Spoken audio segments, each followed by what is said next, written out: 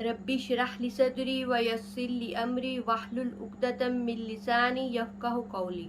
आज हम जिस टॉपिक पे बात करेंगे वो है कि क्या मर्द और औरत के सजदे में कोई फ़र्क है। क्या औरतें मस्जिद में इत्तिकाफ़ पर बैठ सकती हैं। आज हम इसका तज़किरा हदीस की रोशनी में करेंगे। तो सबसे पहले जो मैं आपसे हदीस शेयर करूंगी वो है मुस्लिम और बुखारी दोनों में मौजूद है।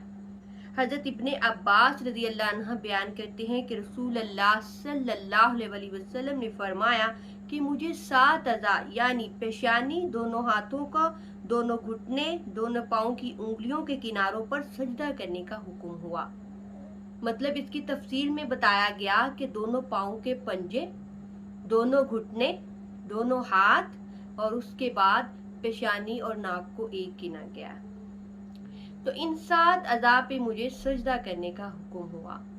बहुत सारी औरतें सजदा ऐसे कहती हैं कि वो अपनी कूनियां भी साथ लगाती हैं, बिल्कुल जमीन के साथ लगकर सजदा करती हैं, जिससे उनकी कूनियां भी जमीन के साथ लगती हैं। लेकिन हमारे प्यारे नबी हजरत मोहम्मद सल्लल्लाहु अलैहि वसल्लम ने हमें सजदा करने का हुक्म कैसे दिया, कि कैसे सजदा करना है।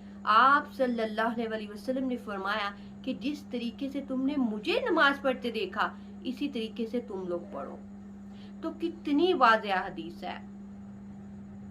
तो इसलिए हमें भी ऐसे ही सजदा करना है कि हमारे जिस्म के अज़ा सजदा कर रहे हों। पाँव की उंगलियां, घुटने, हाथों की उंगलियां, हमारी पेशानी सब सजदे की हालत में हो। तो हमने ऐसे सजदा करना है। मर्द और औरत के सजदे में कोई फर्क नहीं। उसके बाद मैं आपसे एक और हदीस शेयर करूंगी, वो भी सही मुस्लिम और बुखारी दोनों में मौजूद है।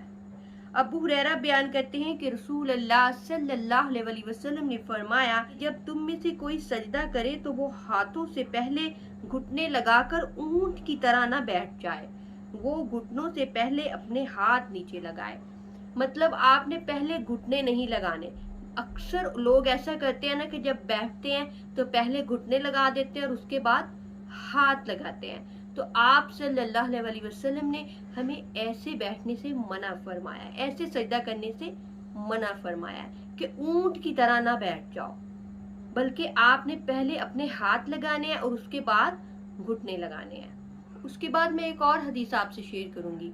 आप सल्लल्लाहु अलैहि वसल्लम ने फरमाया कि सजदे में अपने अदा को बराबर रखो, कोई तुम में से मतलब मर्द हो या औरत अपने बाजू कुत्ते की तरह ना बिछाए। मतलब हम देखते हैं ना कि जब औरत सिमट कर सजदा करती है बिल्कुल जमीन के साथ लगकर, तो वो अपने बाजू बिल्कुल जमीन के साथ लगा देती है। तो आप सल्लल्लाहु अलैहि वसल्लम ने फरमाया कि कुत्ते की तरह अपने बाजू जमीन पर मत बिछा के सजदा करो। बल्कि मैंने तो एक दो औरतों को ऐसे देखा भी और मैंने उनको मना किया कि ऐसे आप सजदा मत करो, ऐसे हमारे प्यारे नबी हजरत मोहम्मद सल्लल्लाहु अलैहि वसल्लम ने मना फरमाया। तो आगे से वो मुस्कुराने लगी और कहने लगी कि ऐसा नहीं है, बल्कि औरत को सिमट कर सजदा करने का हुक्म है। आप मुझे एक बात बताएं कि एक तरफ हमारे प्यारे नबी हजरत मोहम्मद सल्लल्लाहु अलैहि वसल्लम हो और दूसरी तरफ दूसरे तमाम लोग हो, तो आप किसकी तरफ जाओगे, किसकी बात मानोगे? अपने नबी की ना। आप हदीसों का मुताला क्यों नहीं करते, हदीसें क्यों नहीं पढ़ते कि आप खुद हदीसें पढ़ें और आपको इल्म हो, नॉलेज हो कि हमारे प्यारे नबी हजरत मोहम्मद सल्लल्लाहु अलैहि वसल्लम किस तरह नमाज पढ़ते थे, कैसे नमाज पढ़ते थे, उनकी जिंदगी हमारे लिए क्या है। एक बेहतरीन नमूना, एक बेहतरीन नसीहत। तो हमने किसको कॉपी करना है? हमने लोगों को कॉपी नहीं करना, हमने अपने बड़ों को कॉपी नहीं करना। हमने नहीं देखना कि बाहर माशरे में क्या हो रहा है, हमारे बड़े क्या कर रहे हैं, बल्कि जब आप हदीसें पढ़ लेंगे तो किसी की भी इख्तलाफी बात आप पर कुछ असर अंदाज नहीं करेगी, बल्कि आप मुतमईन होंगे, आपको यकीन होगा कि मैंने तो हदीस पढ़ी है, मुझे तो इस पे यकीन है। तो आप सल्लल्लाहु अलैहि वसल्लम ने फरमाया कि ऐसे अपने बाजू मत बिछाओ। और उसके बाद जब औरत सिमट कर सजदा करेगी तो वो अपने पाँव एक तरफ को निकाल लेती है। तो क्या उसके पाँव के पंजे, उसकी उंगलियां किबला के रुख होती हैं? क्या वो सजदे की शेप में होती हैं? नहीं। तो आप सल्लल्लाहु अलैहि वसल्लम ने क्या फरमाया कि मुझे 7 अज़ा पे सजदा करने का हुक्म हुआ। बल्कि उनके पाँव की उंगलियां किबला रुख नहीं होती, बल्कि वो 2 अज़ा का और इजाफा कर देते हैं, क्या कि अपनी कूनियां भी जमीन पर लगा देती हैं। तो आप सल्लल्लाहु अलैहि वसल्लम ने इससे मना फरमाया है। उसके बाद हम दूसरे टॉपिक की तरफ आते हैं कि बहुत सारे लोग ये कहते हैं कि औरतें मस्जिद में ही इत्तिकाफ पर बैठेंगी, वो घर में नहीं बैठ सकती। तो मैं आपसे एक हदीस शेयर करूंगी, बुखारी 869। हजरत आयशा रजी अल्लाह अन्हा बयान कर रही हैं कि आज औरतों में नई बातें पैदा हो गई हैं। अगर रसूल अल्लाह सल्लल्लाहु अलैहि वसल्लम इन्हें देख लेते तो इनको मस्जिद में आने से रोक देते, जिस तरह बनी इसराइल की औरतों को रोक दिया गया था। अब ये हजरत आयशा रजी अल्लाह अन्हा अपने दौर की बात कर रही हैं, अपने जमाने की बात कर रही हैं। अगर आप गिनना शुरू करें तो ये आज के जमाने की औरत की बात नहीं हो रही, बल्कि अम्मा आयशा रजी अल्लाह अन्हा अपने जमाने की बात कर रही हैं।